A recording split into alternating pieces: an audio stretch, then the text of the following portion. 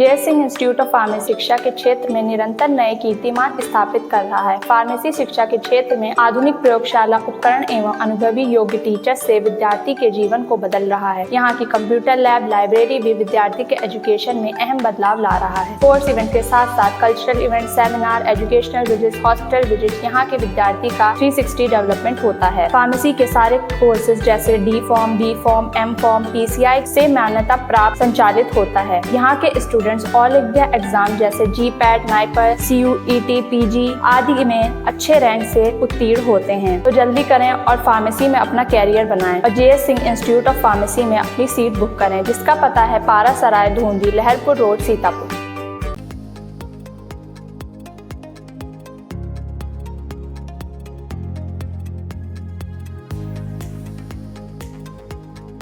All India पर सीतापुर की लहरपुर कोतवाली इलाके से इस वक्त बड़ी खबर आ रही है, जहां 4 किशोरियों के नदी में डूब जाने की सूचना मिल रही है। घटना के बाद पूरे इलाके में हड़कंप मचा हुआ है, वहीं परिवार में कोहराम मचा हुआ है। पूरी जानकारी के लिए हम सीधे फोन लाइन से जुड़ते हैं ऑल इंडिया के लहरपुर संवाददाता अरुण सिंह आचार्य जी के पास। तो आचार्य जी बताइए कि लहरपुर के किस गांव की ये घटना है, कौन वो किशोरियां हैं जो नदी में डूब गईं और अभी क्या कुछ समाचार मिल रहा है, उनमें से किशोरियों को क्या धूल लिया गया है?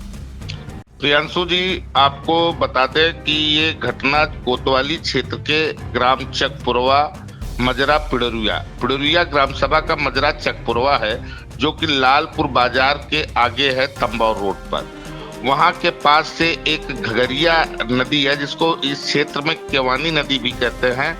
वहां के पास में खेत में धान की बेड़ लगाने के लिए ये किशोरियां गई हुई थी, जिसमें से रीता और मधु नाम की 2 किशोरियों ने पहले आते हुए नदी में पैर धुलना चाहा तो उसमें से रीता का पैर फिसल गया और मधु उसको बचाते बचाते दोनों डूबने लगी। जब वो दोनों डूबने लगी तो पीछे से 2 अन्य इसकी सहेलियां आरती और एक और लड़की है निशा, 2 लड़कियां पीछे से आ रही थी। उन्होंने भी उनको बचाने का प्रयास किया। धीरे धीरे करके एक एक करके धीरे चारों लड़कियां पानी के गहराई में डूबती चली गई।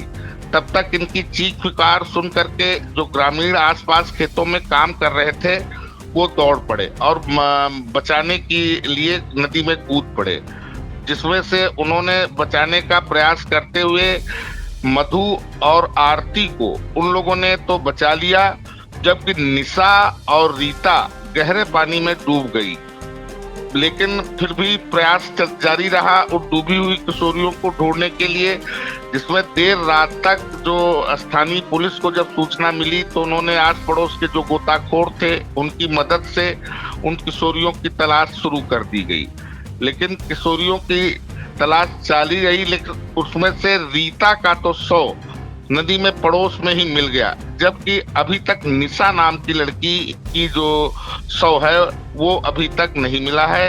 रेस्क्यू जारी है पुलिस के द्वारा और स्थानीय लोगों की मदद से ढूंढा जा रहा है उसके शव को, लेकिन अभी तक उसका शव नहीं मिला है।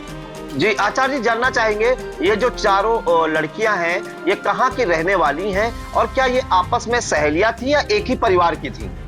ये पिड़रुया गांव की रहने वाली है। पिड़रुया गांव है और उसका मजरा पड़ता है चकपुरवा, वहां की रहने वाली है। निशा पुत्री 14 वर्ष, इनके पिता का नाम राजकुमार है।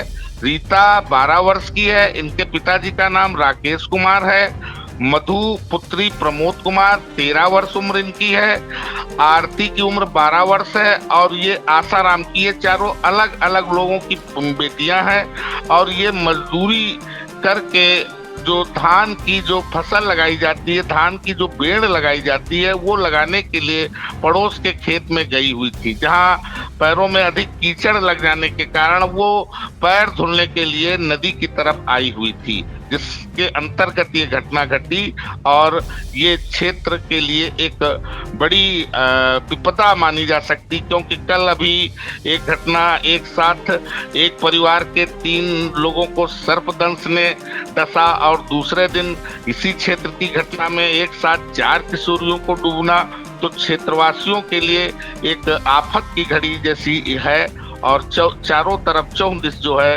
वो हड़कंप मचा हुआ है, हाहाकार मचा हुआ है और लोगों में काफी दुख भी व्याप्त है।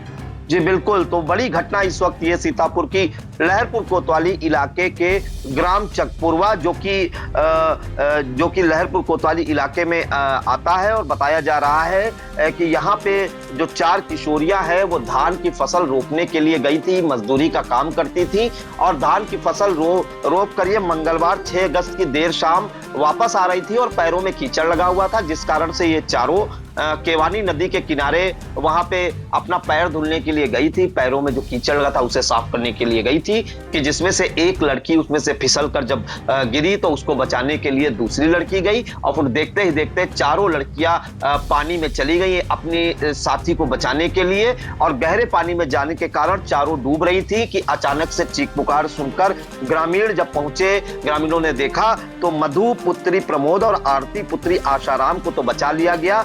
वहीं जब काफी तलाश की गई तो निशा पुत्री राजकुमार का शव बरामद कर लिया गया है। वहीं रीता पुत्री राकेश अभी भी उसका पता नहीं चल सका है कि वो कहाँ है, क्योंकि इस समय बारिश का मौसम है। और प्रियांशु जी इसमें थोड़ा सा ये है, रीता का शव मिल गया है और निशा का भी शव नहीं मिला है। जी बिल्कुल, तो माफ कीजिएगा, रीता पुत्री राकेश का शव मिल गया है जो मृत घोषित की जा चुकी है, परिजनों ने भी पुष्टि की है इसकी। और निशा पुत्री राजकुमार की तलाश जारी है। फिलहाल ये जो घटना हुई है मंगलवार की देर शाम, रात भर रेस्क्यू चला है। अभी जो निशा पुत्री राजकुमार है उसकी तलाश की जा रही है, पता नहीं चल पा रहा है कि वो कहाँ है, किस अवस्था में है। फिलहाल जो ग्रामीण और जो परिजन है वो यही आशंका जता रहे हैं कि किसी अनहोनी की आशंका है और इस घटना के बाद पूरे इलाके में हड़कंप सा मचा हुआ है। परिवार में कोहराम मचा हुआ है जिसकी बेटी चली गई इस दुनिया में। और वहीं अभी